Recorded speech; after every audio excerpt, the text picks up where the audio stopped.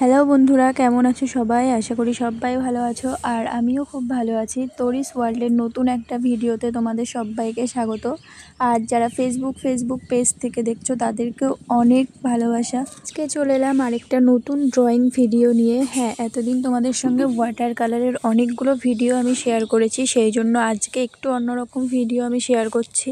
আর আজকে তোমাদের সঙ্গে শেয়ার করব ব্ল্যাক মন্ডলা আর্ট।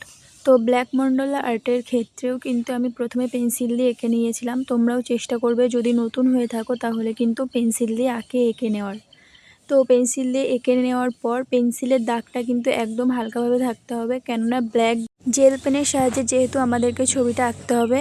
তো ব্ল্যাক জেল পেন কিন্তু পেন্সিলের দাগ থাকলে সেখান থেকে দাগ পড়তে চায় না। সেই জন্য আমরা চেষ্টা করব পেন্সিল দিয়ে একদম হালকাভাবে এঁকে নেওয়ার, বা পেন্সিল দিয়ে আঁকার পর রাবার দিয়ে সেটা মুছে নিয়ে যে ছাপটা থাকবে সেটার ওপর দিয়ে ব্ল্যাক জেল পেনের কাজটা করার। তো এখানে প্রজাপতিটা তো আঁকানো হয়েই গেছে। আর ব্ল্যাক মন্ডলা আর্ট যেটা আছে ওপরে তোমরা দেখতে পাচ্ছ, ওই আর্টের ভিডিওটাও আমি তোমাদের সঙ্গে খুব তাড়াতাড়ি শেয়ার করব। তো এই ভিডিওটাতে শুধুমাত্র নিচে যে প্রজাপতিটা আমি এঁকেছিলাম সেই আর্টটাই আমি তোমাদের সঙ্গে আজকে শেয়ার করছি। তো প্রজাপতিটা তো তোমরা দেখতেই পারলে, প্রথমে পেন্সিল দিয়ে আঁকা ছিল, তারপর কিন্তু আমি ব্ল্যাক জেল পেন দিয়ে পুরো প্রজাপতিটা আরেকবার এঁকে নিয়েছি। তারপর এখানে যেই জায়গাগুলোতে ব্ল্যাক কালার দিতে হবে সেই জায়গাগুলোতে কিন্তু আমি ওয়াটার কালার ইউজ করছি। এক্ষেত্রেও কিন্তু আগে থেকে যে জায়গাগুলোতে আমি কালার ইউজ করব জল দেওয়া ছিল, তারপরেই কিন্তু আমি কালারটা ইউজ করছি। তো খুব বেশি মোটা তুলি এখানে ইউজ করা হয়নি, একটু সরুর ভেতরে তুলি আমি এখানে ইউজ করেছি। তো তোমরা দেখতেই পাচ্ছ যে জায়গাগুলোতে আমার কালার করা দরকার, মানে ব্ল্যাক কালার করা দরকার, সেই জায়গাগুলোতে কিন্তু আমি খুব সুন্দরভাবে ব্ল্যাক কালারটা করে নিচ্ছি। আর এক্ষেত্রে একটু খেয়াল রাখতে হবে রঙের পরিমাণটা যেন সব জায়গাতেই সমান থাকে। আমি যখন এঁকেছিলাম তখন রঙটা কোথাও বেশি কোথাও কম এমন হচ্ছিল, কিন্তু আমি পরে সেটাকে সুন্দরভাবে কালার করার জন্য আরেকবার করে ব্ল্যাক কালারটা কিন্তু ব্যবহার করেছি। তো ওপরের ডানাতে আর নিচে যে প্রজাপতির দেহের অংশটা ছিল সেই জায়গাতে আর পিছনের অংশটাতে আমি ব্ল্যাক কালার করে নিয়েছি। আর ওপরের যে বড় ডানা যেটা আছে সেইটাতেও কিন্তু আমি ব্ল্যাক কালার করে নিচ্ছি। তো কালারটা কিন্তু খুব সুন্দরভাবে করতে হবে। আর যেহেতু ব্ল্যাক জেল পেন দিয়ে আগে আঁকানো ছিল সেই জন্য কিন্তু এবারের কালারটা বেরিয়ে যাওয়ার সম্ভাবনা খুবই কম ছিল। তো এখানে ব্ল্যাক কালারটা সুন্দরভাবে ব্যবহার করার পর প্রজাপতিটা দেখতে কিন্তু অনেক সুন্দর লাগছে। এবার আমরা চেষ্টা করব যে ব্ল্যাক কালার যেটা বাইরে করা হলো সেরকমভাবে ভেতরের কালারটাও খুব সুন্দরভাবে করার। যে কোনো ড্রয়িংয়ের ক্ষেত্রে তাড়াহুড়ো করলে একদম কিন্তু ভালো হয় না। আমরা চেষ্টা করব সবসময় ফ্রি টাইমে খুব সুন্দরভাবে ছবিগুলোকে কমপ্লিট করার।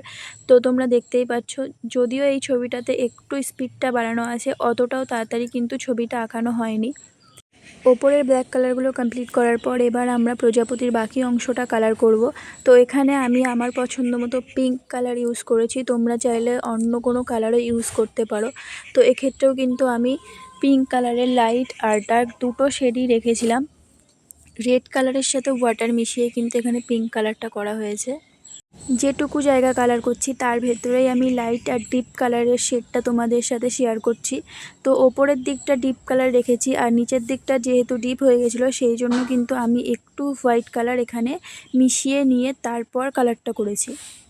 তো ওখানে পিঙ্ক কালারটা ইউজ করার পর এবার প্রজাপতির নিচের যে অংশটা আছে সেই জায়গাটায় আমি ব্লু কালার ইউজ করছি। তো ব্লু কালারের ক্ষেত্রেও তোমরা দেখতে পাচ্ছ দু জায়গাতে কিন্তু দুটো কালার ইউজ করা হলো, একটা একটু ডিপ আছে আর একটা কিন্তু লাইট কালার আছে। তো ডিপ কালারটা তো ব্লু কালারের সাথে অল্প জল মিশিয়ে করা হয়েছে, আর যে লাইট কালারটা আছে ব্লু কালারের সাথে একটু হোয়াইট কালার মেশালেই কিন্তু সুন্দর কালারটা হয়ে যাবে। তো নিচের দিকের কালারটা করার পর এবার প্রজাপতির ওপরের যে কালারটা ছিল সেই কালারটা আমি করেছি। এখানেও কিন্তু ব্লু কালার করা হচ্ছে, ব্লু কালারের সাথে অল্প জল মিশিয়ে ওপরের দিকটা ডিপ কালারই রেখেছি আর নিচের দিকটা কিন্তু একদম লাইট কালার রাখছি। তোমরাও চেষ্টা করবে যে কোনো কালার দু রকমভাবে করার, ওপরের দিকটা বা নিচের দিকটা ডিপ রাখার আর এক সাইড কিন্তু একটু হালকা কালার রাখা, তাহলে কিন্তু ছবিটা দেখতে অনেক বেশি সুন্দর হবে। যেহেতু আমি ওপরের দিকটা ডিপ কালার করছি সেই জন্য কিন্তু নিচের দিকটা আমি সবসময় চেষ্টা করছি যে লাইট কালার রাখার। ডিপ আর লাইট কালারের ভেতরে আগেও বলেছি যে কোনো রকম দাগ বোঝা যাবে না। দুটো কালার কিন্তু খুব সুন্দরভাবে মিশিয়ে দিতে হবে। যদি দুটো কালার দেখেওছো খুব সুন্দরভাবে মিশিয়ে নিই, তবে তোমরা সেইখানে হোয়াইট কালার ইউজ করতে পারো।